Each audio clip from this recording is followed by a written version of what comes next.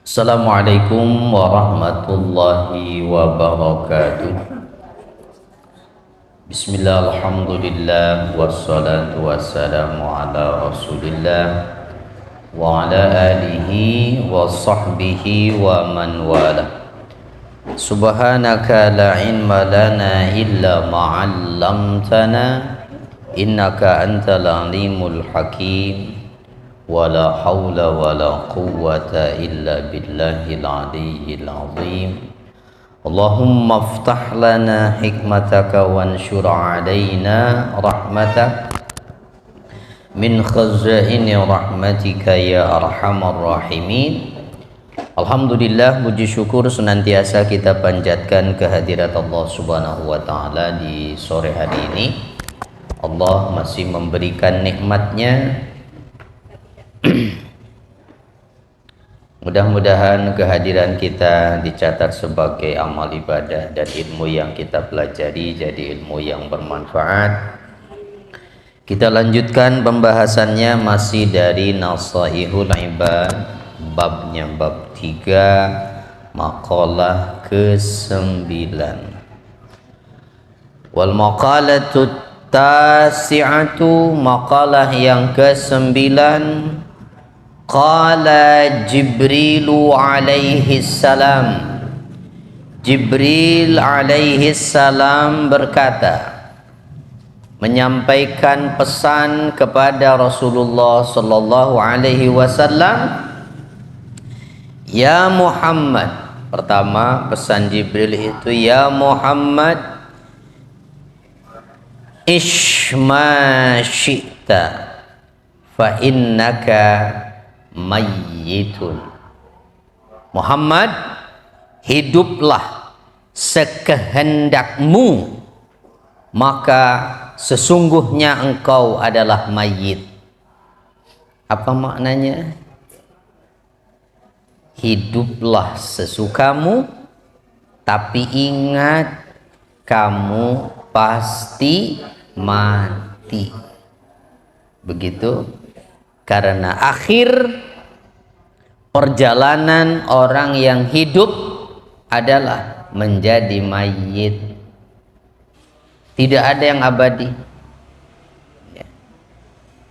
Mau menjadi manusia yang taat, melaksanakan apa yang diperintahkan Allah, menjauhi apa yang dilarang oleh Allah, ataupun menjadi ahli maksiat, tidak pernah melaksanakan apa yang diperintahkan, selalu melakukan apa yang dilarang, sama saja tetap akan mati juga manusia itu.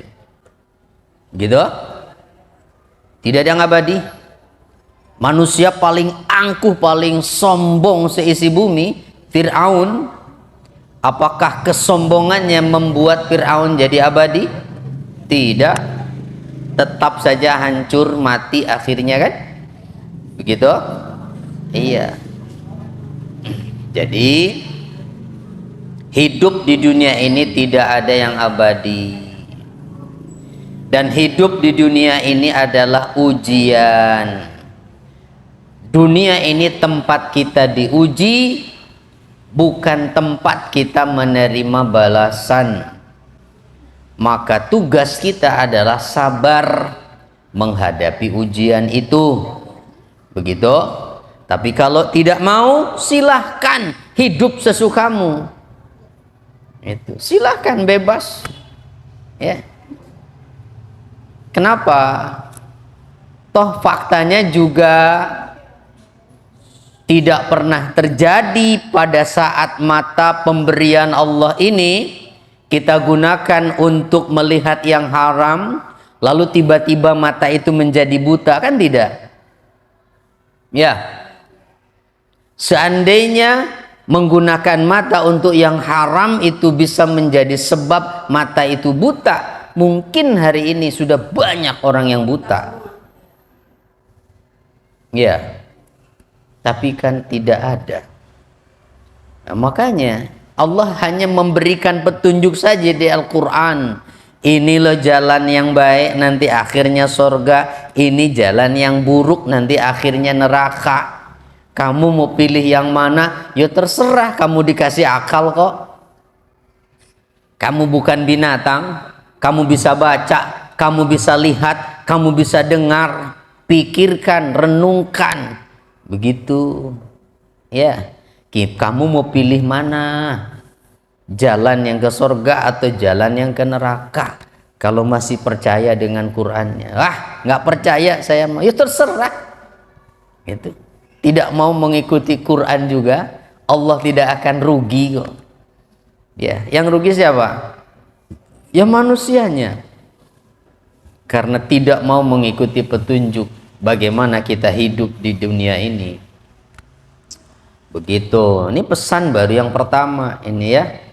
Hiduplah sesukamu, tapi ingat kamu akan mati. Kan ini sebetulnya pesannya mah kebalikannya toh. Kalau kamu akan mati dan tidak ada yang bisa menyelamatkan diri dari kematian, ada nggak? Ketika orang sedang sakaratul maut, begitu panggil dokter paling mahal di dunia ini supaya mengembalikan ruhnya, bisa balik lagi ke sekujur badannya, bisa nggak? Nggak ada. Kalla bal apa? Kalla iza balagatit taraqi wa qila man raq. Sekali-kali tidak demikian. Apabila ruh itu sudah sampai di kerongkongan, tulang selangka nih, tulang di atas dada, ruh tinggal di situ. Wa qila, dan dikatakan padanya, man raq, siapakah yang bisa meruqyah? Adakah tabib yang bisa memberikan dia ruqyah agar ruhnya balik lagi ke sekujur badannya? Enggak ada. Ya. Wa dhanna annahu al-firaq, dan si insan saat itu yakin betul bahwa itulah saatnya dia akan berpisah dengan dunia ini. Dia akan berpisah dengan keluarganya. Dia akan berpisah dengan semua yang dimilikinya. Saat itulah semua manusia sadar. Gitu. Baru sadar bahwa dirinya hidup karena dihidupkan oleh Allah. Allah yang memberinya hidup, bukan semau dia. Maka ketika Allah mau mengakhiri hidupnya, dia nggak bisa apa-apa. Itu. Kalau bisa ngatur hidup sesukamu, coba saat kematian itu datang, itu silahkan tolak itu malaikat maut ketika ia datang. Bisa nggak? Nggak bisa. Berarti kan pesannya kalau begitu, kalau kamu masih merasa hidupmu itu karena dihidupkan oleh Allah dan satu saat akan dimatikan oleh Allah, ya janganlah hidup sesukamu dong. Tapi hiduplah sesuai dengan kehendak yang memberimu hidup, apa yang Allah kehendaki. Gitu. Kalau engkau itu diciptakan, harusnya engkau bertanya, untuk apa engkau diciptakan? Karena tidak ada manusia yang keluar dari daun pisang. Iya, diciptakan begitu. Atau tiba-tiba jatuh ikut air hujan begitu. Enggak ada. Ya, semua tercipta, terencana, dan pasti ada tujuan untuk apa diciptakan. Ya. Kalau masih belum ketemu tujuan diciptakannya manusia, cari informasinya. Karena yang menciptakan sudah memberitahu itu. Di mana? Di Al-Qur'an. Wa ma khalaqtul jinna wal insa illa liya'budun. Tidaklah aku ciptakan jin dan manusia melainkan agar mereka beribadah kepadaku. Tuh, jadi tujuan jin manusia diciptakan itu supaya mereka ibadah, bukan supaya jalan-jalan terus, bukan supaya karaokean terus, bukan supaya senam terus, bukan supaya senang-senang terus, bukan supaya makan terus gitu. Tapi apa? Ibadah. Ya masa mukenaan terus? Ya ibadah itu nggak harus selalu pakai mukena. Ibadah itu tidak hanya sholat, ya. Iya. Ibu pakai daster masih menutup aurat, masih ibadah. Tuh. Membersihkan sampah di rumah, niatkan ibadah. Jadi ibadah itu. Ya. Kenapa? Karena rumah tempat tinggal itu amanah dari suami, tanggung jawab ibu. Itu jangan dibiarkan berantakan. Ya. Kenapa? Laki-laki mah nggak bisa beres-beres. Kecuali nggak ada siapa-siapa, tapi juga seberes-beresnya. Ya.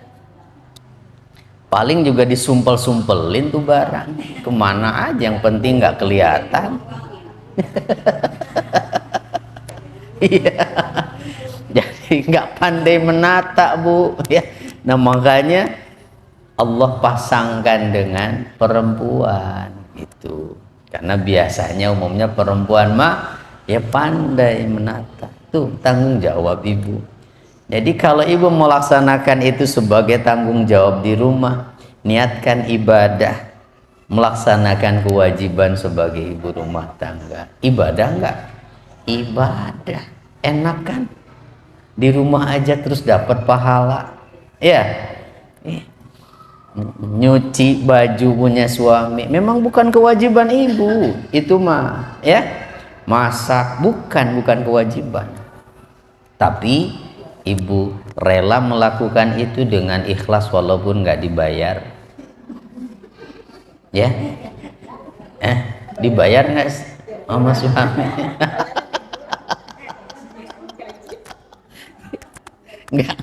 nggak dibayar.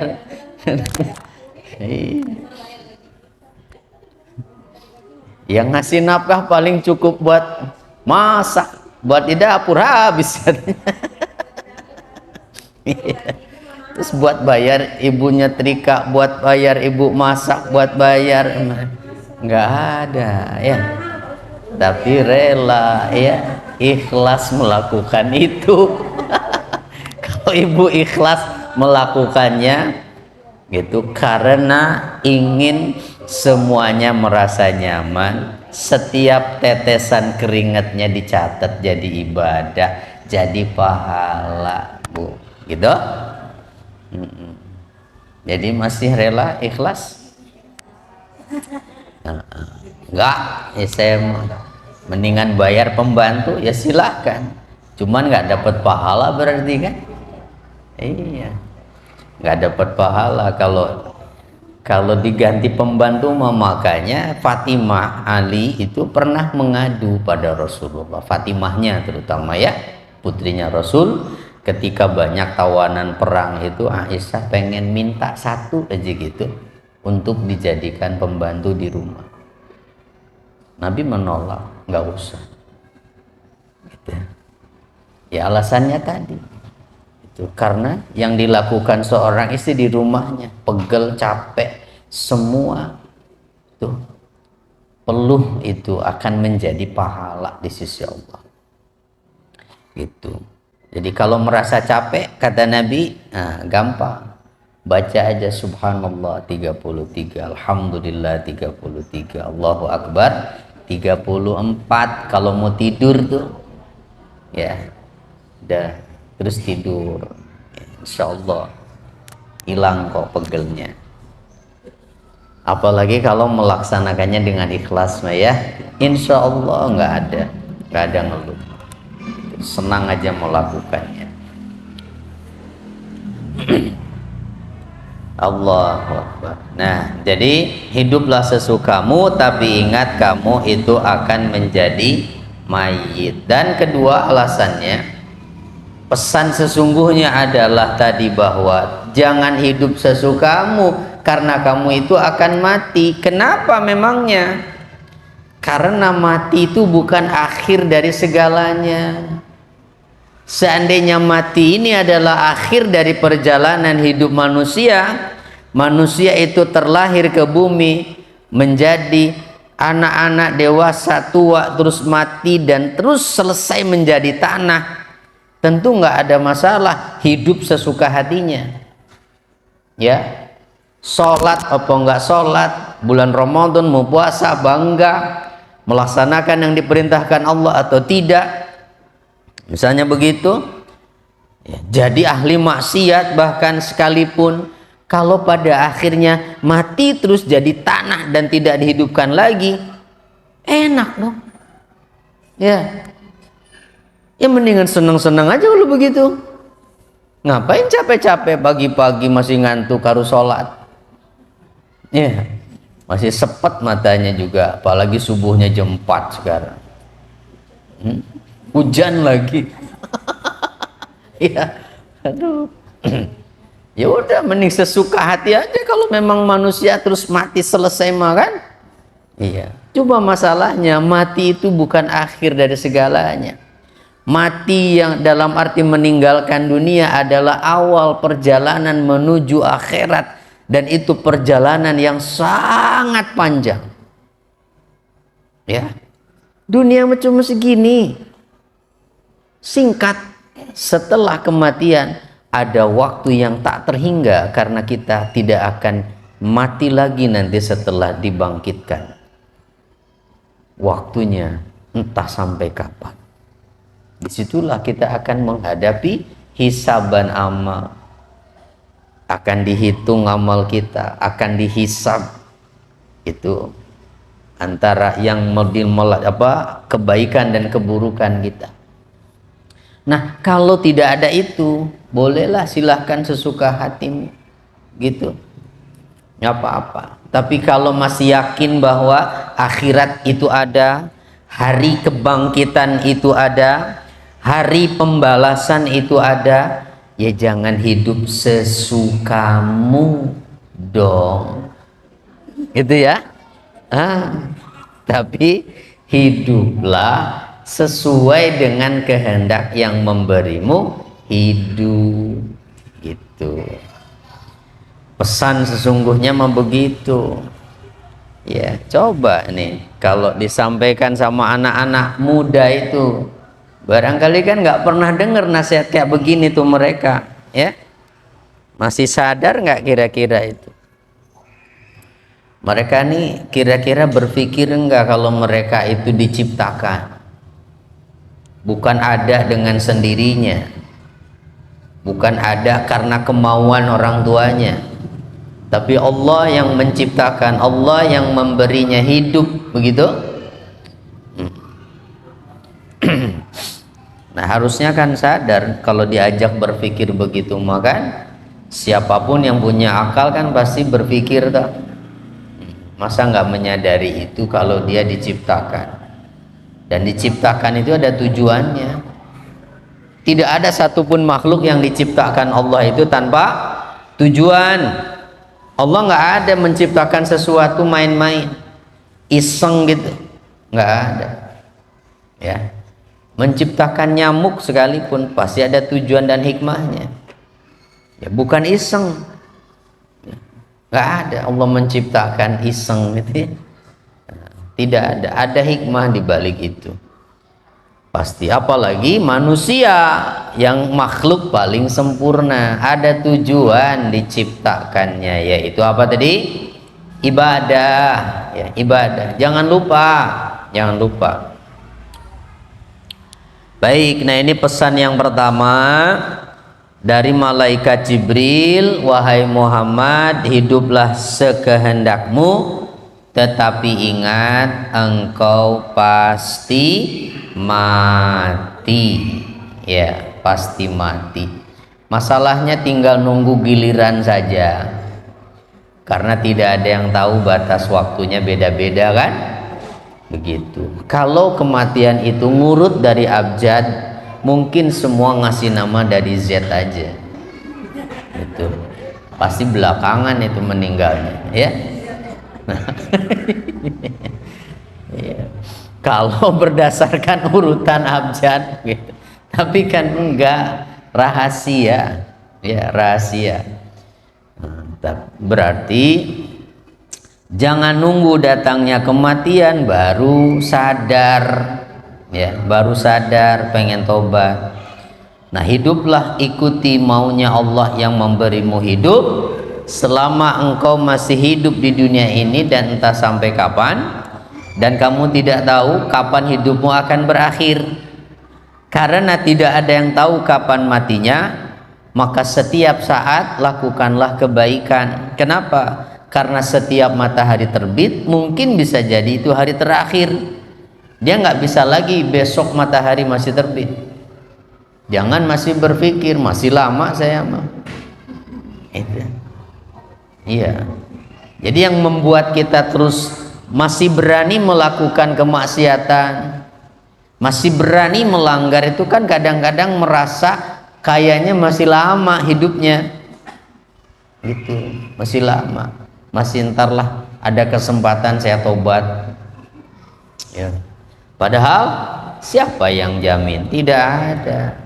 Saat kita menutup mata, begitu saat tertidur malam hari, siapa yang jamin kalau pagi masih bangun? Ada garansi nggak kalau tidur tuh pasti nanti masih bangun? Tidak ada. Tidak ada. Nggak ada yang jamin. Makanya jangan lupa kalau mau tidur itu wasiat simpen di bawah bantal. Wasiat apa?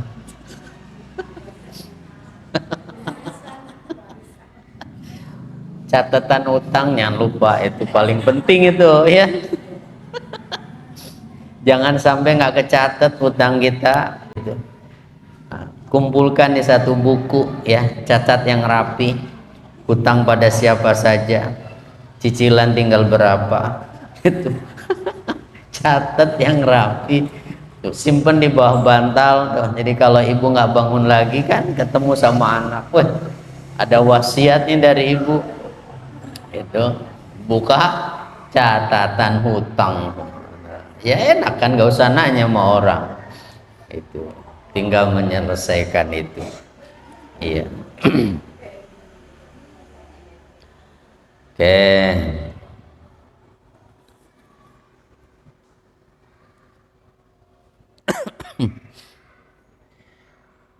Hidup kita ini dikasih kesempatan berapa kali? Berapa kali manusia dikasih kesempatan hidup? Di dunia ini? Ya sekali, ya. Iya. Dikasih nyawa berapa? Dikasih nyawa berapa? Kita ini dikasih nyawa berapa? Iya. Iya. Kalau pertanyaannya berapa kali kita mengalami kematian, nah itu baru jawabannya 2 kali. Kapan mati yang pertama? Sebelum diciptakan. Mati itu. Gitu. Terus hidup, mati, itu meninggalkan dunia, itu mati yang kedua. Nanti hidup lagi setelah dibangkitkan. Jadi mati 2 kali, hidup 2 kali. Tapi kesempatan di dunia hanya sekali, nggak ada yang bisa balik lagi. Ya, nggak ada yang balik lagi. Nah makanya jangan sampai menyesal, ya. Karena bagaimana nanti nasib kita setelah dibangkitkan pada kehidupan yang kedua di akhirat, maka itu sangat ditentukan dari bagaimana kita menjalani hidup di dunia saat ini. Dan itu nggak lama, hanya 70 tahun, 80 tahun, 60 tahun, ya. Itu yang akan menentukan bagaimana kiranya nanti saat kita dibangkitkan itu, apakah kita akan termasuk orang yang beruntung atau orang yang rugi. Apakah termasuk yang akan menikmati kesenangan di surga yang abadi, atau yang akan merasakan pedihnya api neraka yang tidak ada hentinya? Nah, itu yang menentukan pilihan hidup kita sekarang di dunia. Makanya jangan sesukamu engkau hidup itu, gitu. Ya memang Allah mah nggak ribut kalau kita berbuat salah, diem-diem aja kan, nggak dikasih tahu tetangganya kalau kita habis maksiat, gitu. Walaupun Allah sanggup, mau ada malaikat yang mencatat perbuatannya, gitu. Tapi kan enggak, dibiarin aja. Harapannya apa?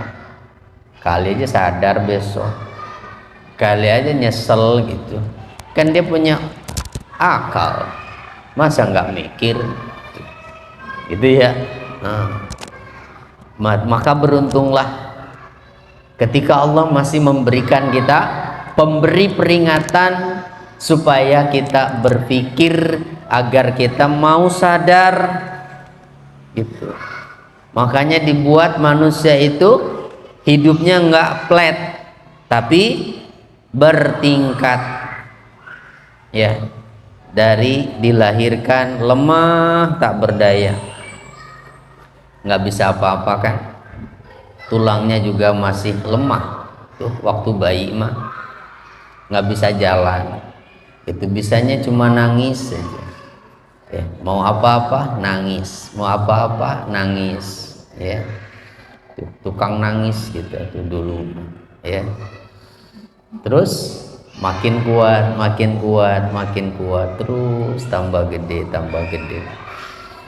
sampai kapan? 40 tahun puncaknya. Setelah itu turun lagi. Nggak ada orang makin tua makin kuat, ya nggak? Mulai 40 tuh, 40, 50, 60, 70, terus ke bawah lagi itu grafiknya. Matanya yang tadinya awas mulai burem, gitu. Ya, siapa tuh? Padahal mah cucunya itu nggak kelihatan. Itu. Telinganya tadinya tajam itu, tetangga ngerumpis sebelah sono juga kedengeran itu. Saking tajamnya itu telinga, lama-lama hilang gitu, ya, kemampuannya. Diteriak-teriakin orang juga, apa? Oh, apa? Gitu. Aduh, astagfirullahaladzim. Nah, harusnya kan itu tuh memberi peringatan pada diri, perubahan yang ada yang terjadi pada tubuh kita itu pemberi peringatan. Ayo loh, tuh rambutmu lihat tuh udah putih, ya, dulunya mah hitam. Itu tuh pemberi peringatan pada kita. Lihat rambutmu, ya, berarti kamu sudah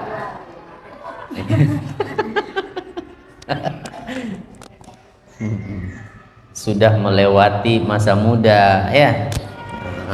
Udah kelewat mudanya. Tuh kulit gimana kulit? Keriput. Iya. Jadi semua itu adalah an-nazir, pemberi peringatan. Ya harusnya, ya Allah, sudah setua ini saya sholat sunnahnya udah berapa rakaat ya, sedekah saya udah berapa banyak, gitu.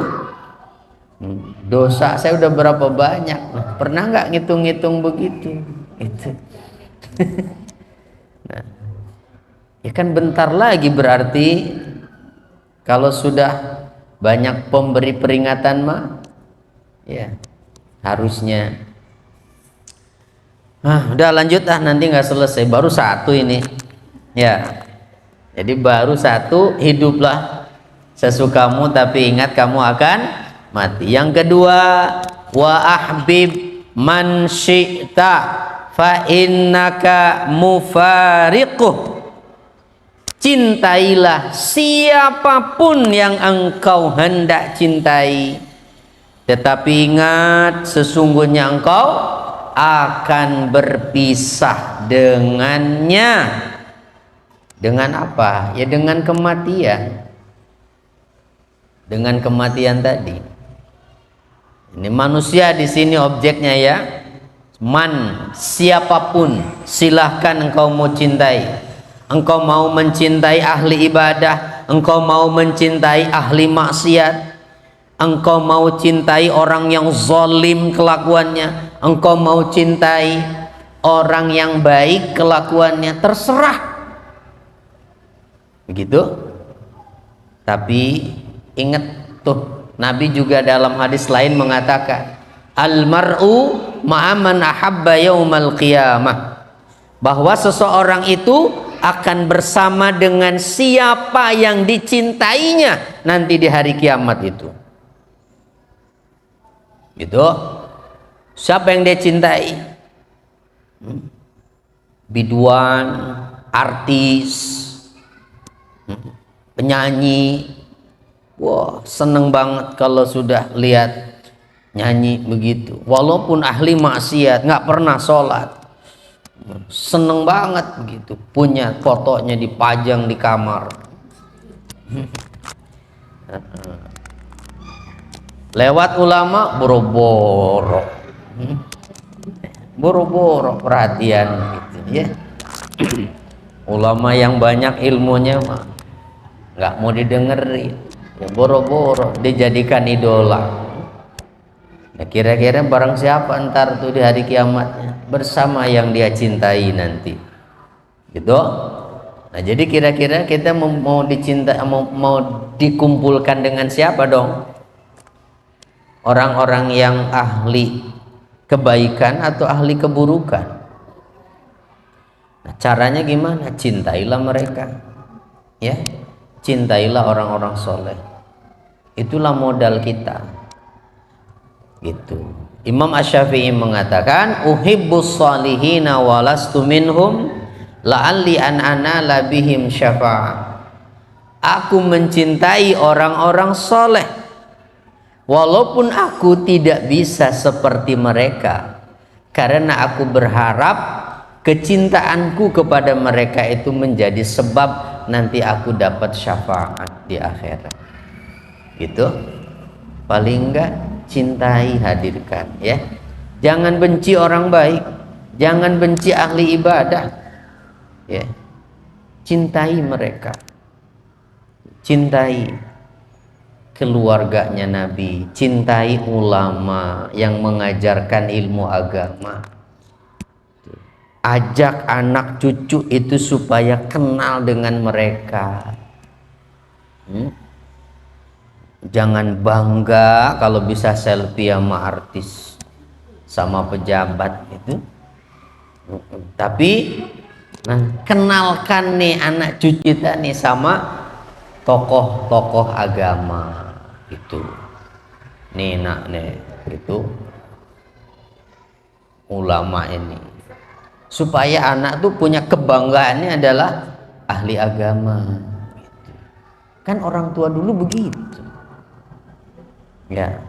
Kalau silaturahim diajak anaknya kan, paling nggak minimal apa, minta doanya, doakan ya Pak Kiai ini anak saya gitu. Ya pasti ingat anaknya juga itu supaya apa, menanamkan harikatnya itu, supaya ini loh nak yang harusnya kamu cintai itu kan udah nggak zaman kayak begitu sekarang kayaknya ya, nggak ada. Ada ulama besar itu nggak pernah datang ke rumahnya, kalau udah meninggal baru dikerumuni kuburannya. Aneh kan sekarang ya. Kenapa memangnya tidak boleh sembarangan orang kita cintai? Ya karena tadi alasannya, siapapun yang kamu cintai akan berpisah nanti, akan berpisah ya. Dan di akhirat nanti Allah akan kumpulkan bersama siapapun yang dicintainya, itu ya. Ibu cinta banget sama suami. Apa karena itu terus tidak akan berpisah? Berpisah juga kan? Yakin? Iya, udah banyak buktinya kok. Mau menyangkal bagaimana? Ya. Yang belum berpisah ya berarti harus siap. Itu. Ya, harus siap bahwa satu saat saya akan berpisah sama suami itu, ya. Ada yang suaminya duluan, ada yang istrinya duluan, itu aja masalahnya kan? Ya, iya. Atau mungkin ada yang bareng gitu dua-duanya. Wah, nah itu yang sehidup semati. Iya. Iya. Kita cinta sekali dengan anak-anak kita. Apakah kecintaan kita itu menyebabkan anak-anak kita nggak akan berpisah? Ya tidak. Pasti berpisah kan? Iya. Ya berpisah untuk selamanya ataupun berpisah untuk sementara. Karena anak nggak akan bisa terus sama orang tuanya. Iya. Mau sampai kapan anak terus sama orang tua? Ya kalau dia berkeluarga makan pasti misah. Ya. Iya, dia punya keluarga sendiri, dia punya anak sendiri. Itu pasti misah, pasti akan berpisah. Banyak kan yang udah tinggal berdua lagi di rumahnya, walaupun anaknya banyak. Pada mencar kemana pergi semuanya. Ya, dulu aja ngumpul bareng ya. Sekarang ngumpulnya kalau lebaran. Iya. Ya itulah fakta bahwa tidak akan ada yang abadi, ya, tidak ada yang abadi. Semuanya memang harus berpisah, begitu, harus berpisah. Itulah sunnatullah, hidup di dunia itu begitu. Makanya jangan berlebihan kalau mencintai sampai tidak mau berpisah, karena itu tidak mungkin. Ya, cinta banget sama suaminya, begitu, sampai suaminya meninggal, nggak rela, nggak terima itu. Waduh, nggak rela saya, nggak rela. Minta dihidupkan lagi suaminya, ya nggak bisa, itu ya. Atau dia minta dimatikan sekalian, juga nggak bisa. Ya. Nah begitu ya Bu ya. Harta misalnya kalau bukan manusia nih, harta yang kita cintai, apa nggak akan berpisah kalau kita cintai? Ya enggak, pasti akan berpisah juga. Punya uang 1 miliar, ibu simpen aja di kamar tuh. Hah? Apa terus nggak bakal berpisah itu? Ya pasti berpisah. Entah kita yang duluan keburu meninggal, atau mungkin uangnya duluan dicuri orang. Ya. Itu pasti itu. Makanya kalau masih banyak uangnya jangan disimpan terus ya, buruan bagi-bagi. Sedekahkan itu ya. Ya sedekah itu adalah latihan berpisah tuh kan, nggak semua kita kasih. Latihan berpisah supaya nggak berat hatinya ya. Kalau sedekah makan kita nggak berharap balik toh. Kalau minjemin mah masih berharap balik. Oh. Tapi kalau memberi ya udah, relakan saja udah, gitu. Nggak akan ketemu lagi ya. Gitu, selama tinggal gitu. Dan yang nggak usah diingat-ingat. Ya, ngasih berapapun juga ikhlaskan. Seperti ikhlasnya kita membuang semua yang ada di dalam perut ini, di dalam WC itu. Ikhlas kan? Hah?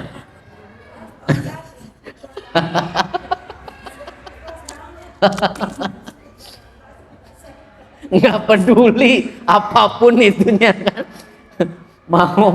mau apa makanan yang mahal yang baru dibeli ya, kalau udah mules ya dibuang ya.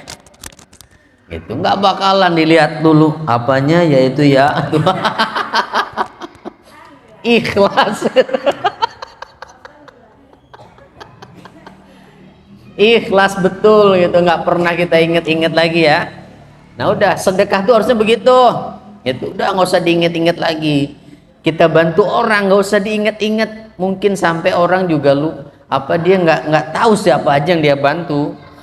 Kenapa? Kalau diingat-ingat itu bisa mengundang celah setan. Nanti ngungkit-ngungkit pemberiannya.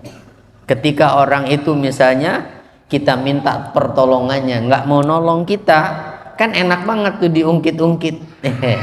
Emang dulu waktu susah siapa yang nolongin?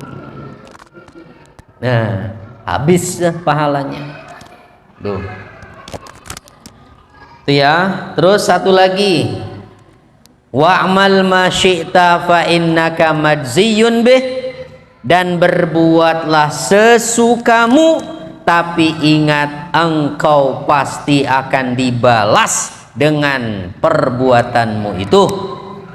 Ya, baik ataupun buruk, semuanya akan mendapat balasan. Kapan? Di akhirat. Bukan di dunia. Dunia bukan tempat balasan. Dunia itu tempat ujian. Ya, dunia itu tempat ujian. Maka yang diperlukan saat kita menghadapi ujian apa? Sabar sampai ujiannya selesai. Udah, nanti tinggal menikmati hasilnya. Ya. Kapan selesainya ujian? Ya kalau udah selesai hidupnya. Ya. Iya. Gitu. Kalau sudah selesai hidupnya, selesai ujiannya tuh. Nah, maka terus saja bersabar ya, sabar aja. Tuh, jadi silahkan berbuat sesukamu, tapi ingat kamu akan dibalas dengan perbuatanmu itu. Oleh karena itu berarti pesannya apa? Jangan berbuat sesukamu kalau tidak mau mendapat balasan yang buruk. Kenapa? Tempat balasan di akhirat hanya ada dua, satu surga, satu neraka. Nggak ada tempat antara dan tidak ada tempat alternatif.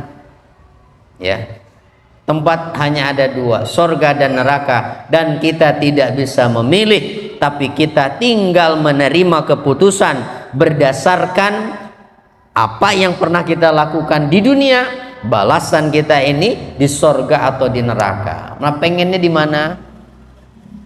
Pengennya di mana? Pasti semua juga jawab begitu, ya. Nah, berarti kalau pengen dibalas dengan surga, kuncinya apa?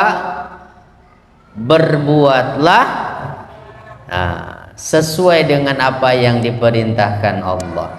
Jika yang menjadi tujuan kita adalah surga, maka tempuhlah jalannya untuk bisa sampai ke sana. Apa jalan menuju ke surga itu? Laksanakan apa yang diperintahkan Allah, jauhi apa yang dilarang. Itulah jalan ke surga. Bohong kalau katanya mau ke surga tapi nggak pernah ditempuh jalannya. Sholat nggak pernah dikerjakan, puasa nggak pernah dikerjakan, ibadah-ibadah yang lain males, katanya mau ke surga. Kapan sampainya? Jalannya nggak pernah ditempuh. Itu? Iya. Katanya mau ke Bandung, ke Aljabar. Kok masih tidur aja? Kapan nyampenya? Ya nggak akan nyampe-nyampe kalau diam saja. Ya kan? Ya kalau mau pergi menuju satu tujuan, ya bergerak dong. Ya. Tentukan tujuannya. Mau pakai apa? Mau jalan kaki, mau naik mobil, mau naik bis. Itu baru jalan tuh, pastikan. Dan jangan banyak tergoda di tengah jalan. Kalau sudah tujuan ke satu tempat, nanti habis bekalnya di jalan. Ya, mana tujuannya? Aljabar itu. Tiap ada yang kerumunan mampir dulu. Udah apa nih? Wah, lagi diskon gede-gedean. Mampir dulu ke situ. Ya, nyampe sono udah habis bekalnya. Itu juga begitu hidup dunia itu. Tentukan mau kemana, ke surga. Nanti di tengah perjalanan kita sedang menempuh surga nih, banyak aja godaannya. Lagi rajin-rajin yang ngaji, gitu. Banyak aja godaannya. Ada teman ngajak inilah, ngajak itulah. Itu misalnya tuh. Nah, ingat tuh, ya, ingat gitu. Tujuannya jangan sampai lupa. Enggak, saya mau ke surga. Gitu. Ya, saya mau ke surga gitu. Kira-kira begitu ya, berarti ya nah, kalau banyak tergoda nanti ya sengsara nanti kita di akhirat. Aduh, nah itu ya, cuman 3 sebetulnya, tapi jadi panjang begitu ya. Nah, ya nggak apa-apa lah. Mudah-mudahan bermanfaat ya.